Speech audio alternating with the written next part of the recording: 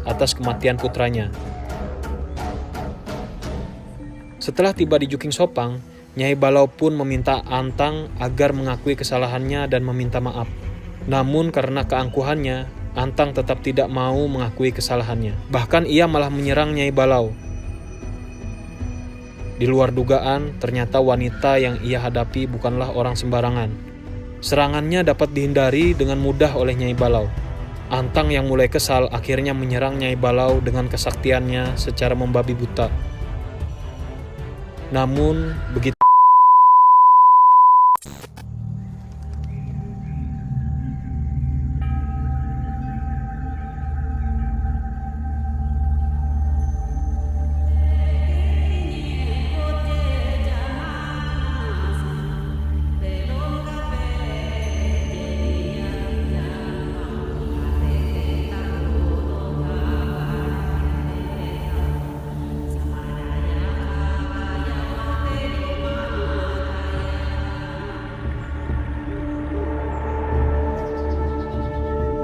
Halo semuanya, masih bersama kami dalam kisah Tanah Dayak.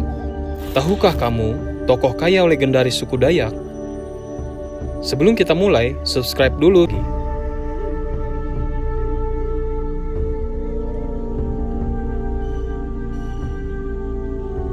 Berbicara tentang Kayau, menurut tradisi Dayak adalah di mana seseorang kesatria memang harus memotong kepala demi satu tujuan, yang dimana tujuan tersebut mempunyai tujuan yang jelas dan tersistematis, dan dalam tujuan tersebut tidak bisa sembarangan.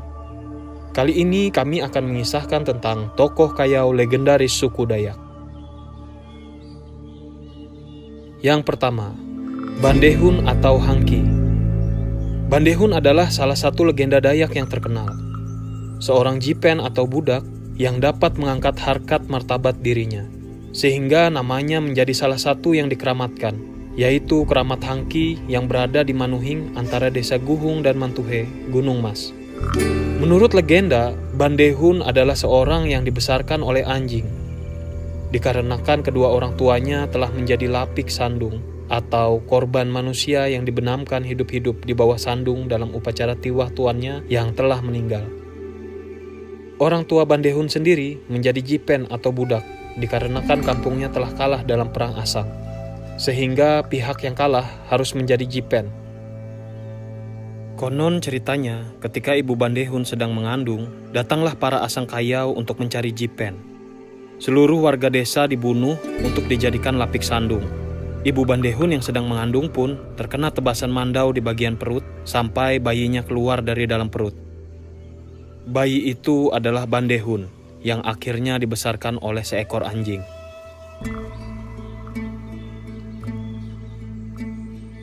Setelah dewasa, Bandehun mendengar cerita asal-usulnya dari orang yang ditemuinya dalam perjalanannya. Sehingga itulah yang mendatangkan niatnya untuk membalaskan dendam orang tuanya dan penduduk kampung asalnya. Maka dia meminta pendapat kepada orang tua asuhnya, yaitu anjing yang mengasuhnya, sehingga diberikanlah kepadanya penyang asuh, yang menyebabkan Bandehun memiliki keberanian, kecepatan, ketajaman, serta naluri seperti anjing. Singkat cerita, diseranglah desa Kayau yang telah menyerbu kampungnya, dan itu dilakukannya sendiri tanpa bantuan orang lain. Dalam kampung Kayau tersebut, tidak ada yang bisa menandingi Bandehun, sehingga menyebabkan kematian yang banyak di pihak kampung Kayau, dan hampir tidak ada yang selamat, serta sedikit yang dapat melarikan diri.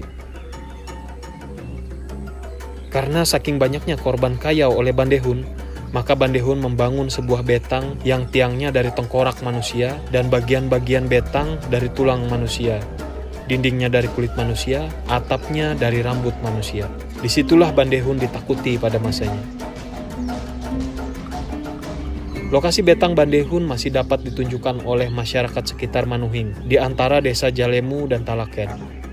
Setelah ia berhasil membalaskan dendam itu, namanya yang awalnya Hangki berubah menjadi Bandehun. Konon Bandehun ini menggaib atau menghilang secara gaib, sehingga ia memang tidak memiliki keturunan langsung. Untuk menghormati Hangki, maka warga Tumbang Mantuhe tidak boleh membunuh atau memakan anjing sampai saat ini. Yang kedua, tali skatin. Di suatu desa di Kecamatan Tewah, tepatnya di Desa Tumbang Habaon, hidup seorang pendekar yang gagah perkasa yang bernama Talis Katin yang merupakan ayah dari Pangkalima Barau.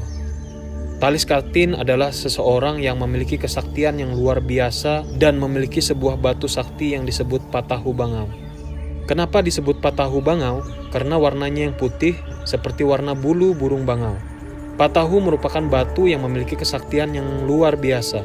Masyarakat suku Dayak percaya bahwa Patahu adalah batu yang dapat berubah menjadi pendekar yang tidak bisa ditandingi oleh siapapun. Talis Katin dijuluki sebagai Rajan Kayau atau Raja dari Pemburu Kepala. Ketika akan melaksanakan ritualnya, Talis Katin harus mencari tumbal, yaitu kepala manusia.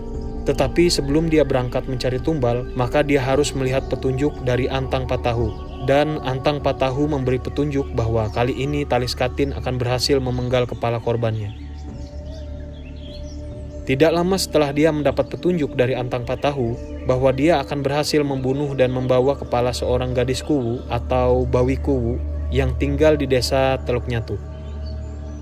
Jadi gadis Kuwu ini adalah seseorang perempuan yang terhormat dan ternama di desa Teluk Nyatu. Masyarakat desa menganggap gadis Kuwu adalah perempuan yang suci dan tidak bisa sembarangan keluar. Talis Katin langsung melaksanakan tugas yang diberikan Antang Patahu. Lalu ia berangkat bersama murid-muridnya untuk membunuh dan memenggal kepala gadis Kuwu untuk dijadikan tumbalnya. Saat akan berangkat, Talis Katin hanya membawa mandau dan daun talas, lalu ia menceburkan dirinya ke Sungai Kahayan. Ia menyelam dan kepalanya dengan ditutupi daun talas, menyelam mengikuti arus menuju hilir desa Teluk Nyatu. Ketika Talis Katin hampir sampai di desa Teluk Nyatu, gadis Kuwu sedang mandi di Sungai Kahayan. Saat itu semua orang di desa tersebut pergi bekerja dan berangkat ke ladang. Saat gadis Kuwu berada di tepian sungai, dia melihat daun talas yang hanyut mengikuti arus, tetapi dia tidak tahu bahwa di bawah daun tersebut ada Talis Katin yang mengincar kepalanya untuk dijadikan tumbal. Dan ketika daun tersebut berada di depannya, Talis Katin langsung muncul dari bawah air, langsung menodong mandaunya dan memotong kepala gadis Kuwu. Seketika juga kepala gadis Kuwu langsung terpenggal dan tubuhnya tergeletak di pinggiran sungai. Kali ini Talis Katin berhasil membunuh dan membawa kepala seorang gadis yang suci dari desa Teluk Nyatu. Dengan penuh rasa puas dan perasaan gagah, Talis Katin bersama dengan rombongannya langsung membawa tumbal tersebut pulang ke desa Tumbang Habaon. Betapa terkejutnya para penduduk desa yang telah pulang dari ladang melihat apa yang telah terjadi kepada gadis Kuwu. Entah dari mana mereka mengetahui bahwa yang membunuh gadis Kuwu adalah Talis Katin dari desa Tumbang Habaon. Tidak berpikir panjang, para penduduk desa ingin menuntut balas dendam atau baleh bunuh. Dan mereka langsung berangkat menyusul rombongan Talis Katin dengan menggunakan perahu-perahu besar. Sampai akhirnya rombongan Talis Katin dapat dikejar oleh penduduk Teluk Nyatu dan bertemu di tepian batu Rangan Sambon. Sebelum melakukan perkelahian antara rombongan Talis Katin dan rombongan dari Teluk Nyatu, mereka memasak dan makan-makan terlebih dahulu. Setelah itu, mereka langsung ingin membalaskan dendam mereka atas kematian gadis Kuwu. Tetapi rombongan Talis Katin merasa takut menghadapi rombongan dari Teluk Nyatu. Mereka pun dengan cepat membuat makanan dan dengan cepatnya setelah makan, mereka langsung bergegas pergi meninggalkan rombongan Teluk Nyatu menuju Tumbang Habaon. Ketika rombongan Teluk Nyatu melihat hal itu, mereka langsung mengejarnya, tetapi tidak berhasil. Itulah mengapa tepian Sungai Sambon sampai saat ini dijuluki sebagai Panduk Habaon Hurung Mukah, yang artinya masak Habaon mahurung muka. Keesokan harinya rombongan dari Teluk Nyatu menuntut pertanggungjawaban dan melakukan perjanjian yang langsung disaksikan oleh berbagai tokoh, yaitu Nyai Balau, Temanggung Amai Rawang, Darung Bawan, Tamanggung Kanyapi, Damang Batu, dan semua penduduk desa tersebut. Sebagai gantinya, Talis Katin harus membayar dengan syarat 41 buah balanga yang berisi emas. Tetapi sayangnya Talis Katin hanya memiliki 40 buah balanga. Maka dari itu, 1 buah balanga diganti dengan Patahu Bangau, agar Talis Katin dan semua keturunannya tidak lagi berburu kepala. Dan Talis Katin memiliki perjanjian, jika dia berburu kepala lagi, maka dia harus diusir dari desa Tumbang Habaon. Yang ketiga, Antang. Antang adalah tokoh kayau Dayak yang berasal dari Juking Sopang. Dalam ceritanya, Antang ini mengayau putra dari Nyai Balau, salah satu panglima wanita suku Dayak yang berasal dari Tewah. Jadi dalam cerita sejarah Dayak bahwa putra Nyai Balau ini menghilang dari kampung dan tak kunjung pulang ke rumah. Melihat hal ini, maka Nyai Balau dan suaminya segera mencari putra sematawayangnya. Namun hingga larut malam, putranya tidak juga mereka temukan. Beberapa hari sudah berlalu. Karena memang putranya tidak kembali, Nyai Balau mengerti bahwa pasti ada sesuatu yang terjadi dengan putranya. Maka Nyai Balau dan suaminya segera mencari putra sematawayangnya. Namun hingga larut malam, putranya tidak juga mereka temukan. Beberapa hari sudah berlalu. Karena memang putranya tidak kembali, Nyai Balau mengerti bahwa pasti ada sesuatu yang terjadi dengan putranya. Maka Nyai Balau pun diam-diam meninggalkan rumah menuju ke sebuah hutan yang belum pernah dijamah manusia. Di hutan itu ia belampah atau bertapa untuk meminta petunjuk kepada Tuhan yang Maha Kuasa. Setelah 7 hari 7 malam bertapa, akhirnya petunjuk pun datang melalui seorang nenek. Nenek itu kemudian menjelaskan apa yang terjadi kepada Nyai Balau, bahwa putra Nyai Balau telah dikayau atau dipotong kepalanya oleh Antang dari Juking Sopang. Mendengar petunjuk dari pertapaannya itu, Nyai Balau pun tak kuasa menahan kesedihan atas nasib yang menimpa putranya itu. Ia pun berniat untuk menuntut balas atas kematian putranya. Namun apa daya, dia tidak mempunyai kesaktian untuk menghadapi Antang. Dalam pertapaannya itu, dia meminta kepada nenek yang ditemuinya itu sebuah ilmu kesaktian suku Dayak. Maka Nyai Balau pun mendapatkan sebuah kesaktian yang didapatnya dari pertapaannya, dan nenek itu pun memberikan sebuah selendang sakti kepada Nyai Balau. Setelah mendapatkan kesaktiannya itu, maka Nyai Balau kembali ke rumah dan menceritakan perjalanannya ke hutan itu hingga bertemu dengan si nenek sakti dari pertapaannya itu. Ia juga menceritakan kepada suaminya tentang apa yang telah terjadi menimpa putra mereka yang dikayau oleh Antang. Karena itulah ia pun mengajak suami dan seluruh keluarga serta sejumlah prajuritnya menuju Juking Sopang untuk menuntut balas atas kematian putranya. Setelah tiba di Juking Sopang, Nyai Balau pun meminta Antang agar mengakui kesalahannya dan meminta maaf. Namun karena keangkuhannya, Antang tetap tidak mau mengakui kesalahannya. Bahkan ia malah menyerang Nyai Balau. Di luar dugaan, ternyata wanita yang ia hadapi bukanlah orang sembarangan. Serangannya dapat dihindari dengan mudah oleh Nyai Balau. Antang yang mulai kesal akhirnya menyerang Nyai Balau dengan kesaktiannya secara membabi buta. Namun, begitu ia lengah, Nyai Balau yang sakti itu langsung melemparkan selendangnya ke arah dada Antang.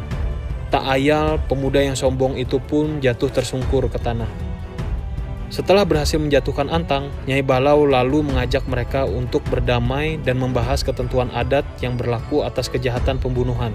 Keluarga Antang pun menerima ajakan tersebut.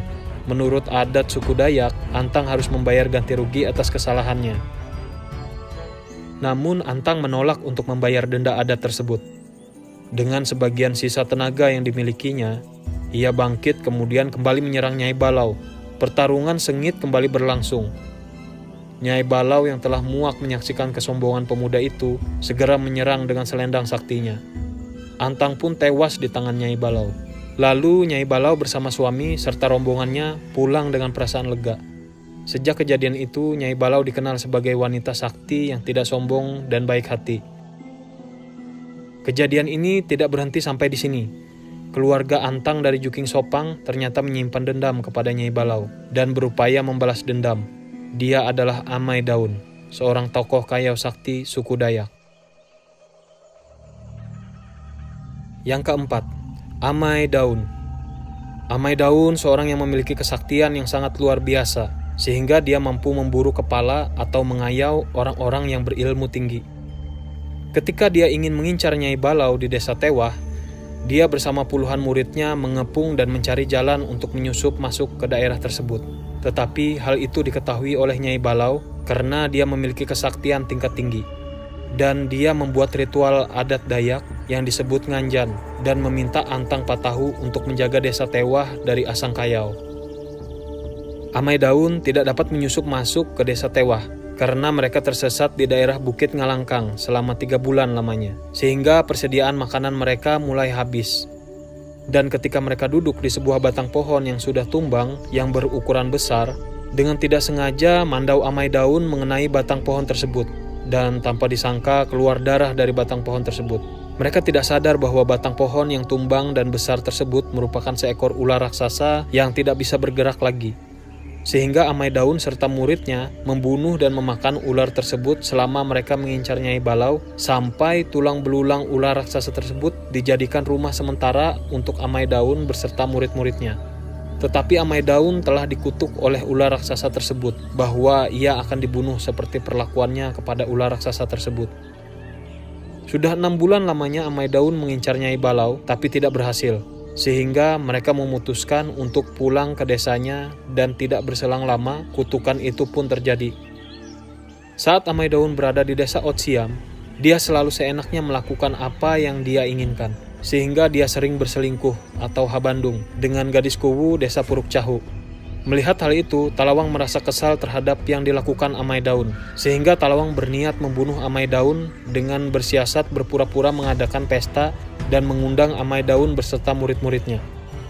Ketika acara pesta diadakan, semua rombongan dari amai daun datang dan disambut dengan gembira oleh Talawang. Saat mereka makan bersama, semua mandau mereka dilepaskan dan digantungkan di tanduk rusa. Saat itulah siasat Talawang untuk membunuh amai daun dimulai. Dan ketika amai daun makan, Talawang berpura-pura melewati belakang amai daun dan langsung mengambil mandaunya dan memotong kepala amai daun. Dengan seketika, amai daun langsung terbunuh oleh Talawang. Melihat amai daun terbunuh, semua muridnya berlari ketakutan. Itulah kutukan yang diterima amai daun dari seekor ular raksasa tersebut.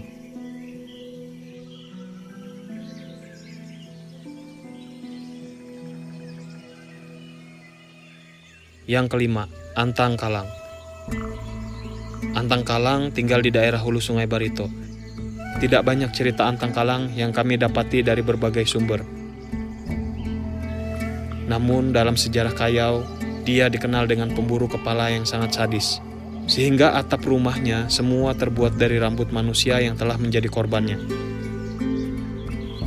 Dia juga dikenal jawara dari sebuah antang tawang yang memberikan petunjuk ketika dia mencari tumbalnya. Antang Kalang sadar dengan semua apa yang telah diperbuatnya selama dia menjadi pemburu kepala. Dan dia dikenakan sanksi jipen oleh Damang Batu saat perdamaian Tumbang Anoy, dan dia harus bertanggung jawab atas apa yang dilakukannya dengan melepaskan semua kekuatannya dan kesaktiannya serta berjanji untuk tidak mengulangi apa yang telah dilakukannya.